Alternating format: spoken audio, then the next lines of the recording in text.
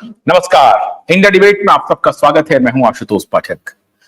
मित्रों, एक बहुत बड़ी खबर आज आपसे शेयर करना चाह रहे हैं और ये थोड़ा सा हटके है। और आज आपको, चाहे आप मोदी सरकार की आलोचना करें, प्रशंसा करें, जो भी करना चाहते हैं, लेकिन एक बात तो आपको माननी पड़ेगी कि विदेश नीति भारत की कैसी भी रही हो, लेकिन मोदी की एक ताकत तो दुनिया धीरे धीरे समझने लगी और मोदी के साथ साथ भारत की ताकत, यूं कहें कि भारत के पासपोर्ट की ताकत पूरी दुनिया को समझ में आ रही है। इजराइल और ईरान के बीच में युद्ध चल रहा है। पता नहीं ये युद्ध किस किस रास्ते को अख्तियार करेगा और कब तक चलेगा, कितना लंबा चलेगा। लेकिन भारत के लिए बड़ी कठिन परीक्षा की घड़ी है। इसलिए नहीं कि भारत ये चाहता है कि इजराइल और ईरान के बीच में युद्ध रुक जाए, या इसलिए नहीं भारत अपने लोगों को लेकर के चिंतित है।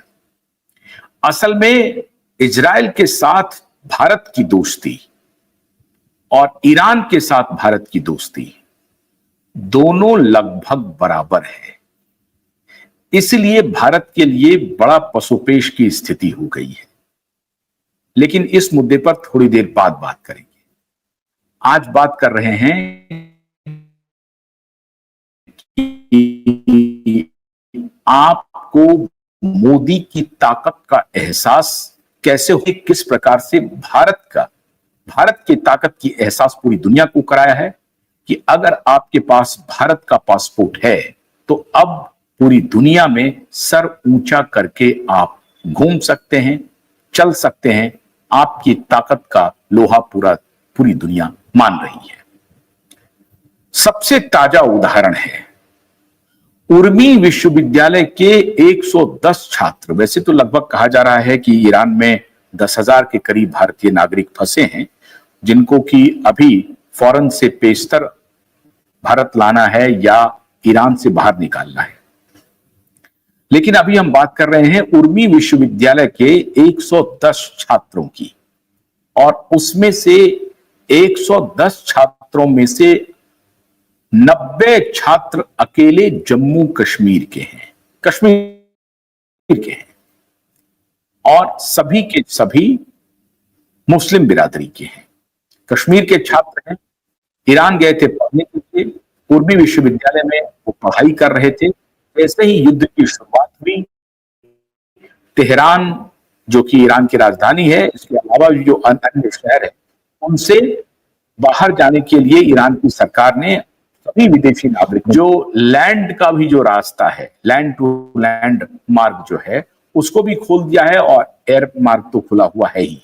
हर प्रकार के मार्ग, चाहे वो समुद्री मार्ग हो, चाहे लैंड का मार्ग हो, सड़क मार्ग हो, सभी मार्ग को ईरान ने खोल दिया है कि जो भी विदेशी नागरिक हैं वो ईरान से बाहर जा सकते हैं, अपनी जान बचा सकते हैं ईरान से बाहर जाकर के। भारत के 110 छात्र ईरान में फंसे हुए थे, उसमें से 90 छात्र अकेले जम्मू कश्मीर के थे। उनको भारत आना था। अब देखिए असली ताकत। अब आप कहेंगे कि इस्लामिस्ट कंट्री में, हालांकि ईरान एक बहुत ही मॉडर्न इस्लामिक स्टेट है। मैंने कुछ दिन पहले ही अपने एक वीडियो में बताया था कि कैसे ईरान में 50% से अधिक आबादी ने हिजाब का विरोध किया, बुर्के का विरोध किया। वहां महिलाएं अपनी आजादी के लिए बिगुल फूंक चुकी हैं और काफी हद तक ईरान में महिलाओं को आजादी है। ऑर्थोडॉक्स इस्लाम वहां पर काम नहीं कर रहा है, बहुत ही लिबरल इस्लाम है और दुनिया से कदम ताल करके ईरान आगे बढ़ना चाहता है। तो ईरान उस तरह से एक कट्टर इस्लामिक कंट्री नहीं है। और आप हैरान हो जाएंगे कि भारत और ईरान के बहुत पुराने संबंध हैं। ये 100-200 साल नहीं, हजारों वर्ष पुराना संबंध है। और इसलिए ईरान एक स्वाभाविक मित्र देश रहा है भारत का। पाकिस्तान पर भी हमला करने से बाज नहीं आया है भारत के समर्थन में ईरान। जब भी बात बनी है तो पाकिस्तान के खिलाफ में मुखालफत की है और भारत का ईरान ने समर्थन किया है।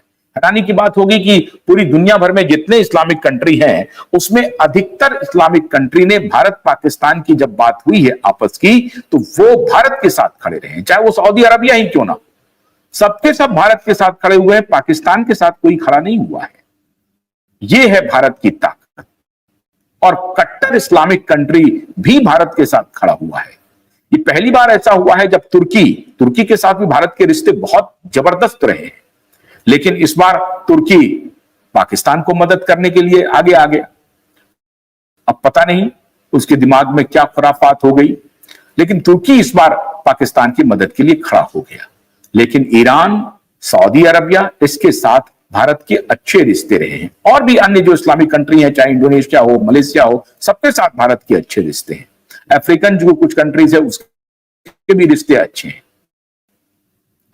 तो मुस्लिम आबादी वाली जो भी दुनिया में राज्य हैं उसके भारत के साथ अच्छे संबंध रहे हैं।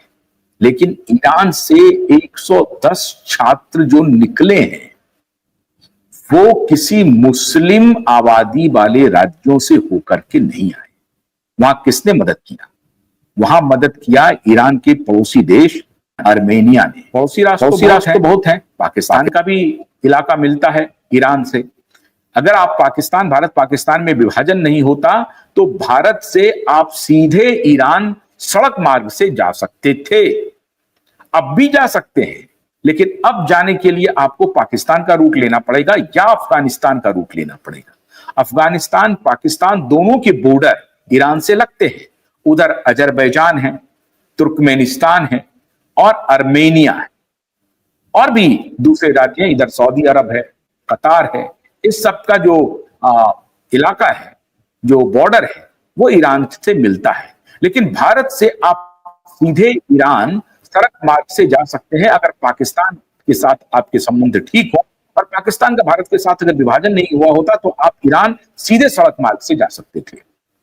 अब भी आप सीधे जा सकते हैं, सड़क मार्ग से तो नहीं जा सकते हैं, ठीक, तो हवाई रूट से जा ही सकते हैं, लेकिन समुद्री मार्ग से आप सीधे मुंबई हो या गुजरात में कच्छ के इलाके से हो, आप सीधे समुद्री मार्ग से बिना किसी देश को टच किए हुए अरब सागर से आप सीधे पहुंच सकते हैं ईरान। लेकिन अभी आज हम बात कर रहे हैं 110 छात्र जो उर्मी विश्वविद्यालय के थे, 90 छात्र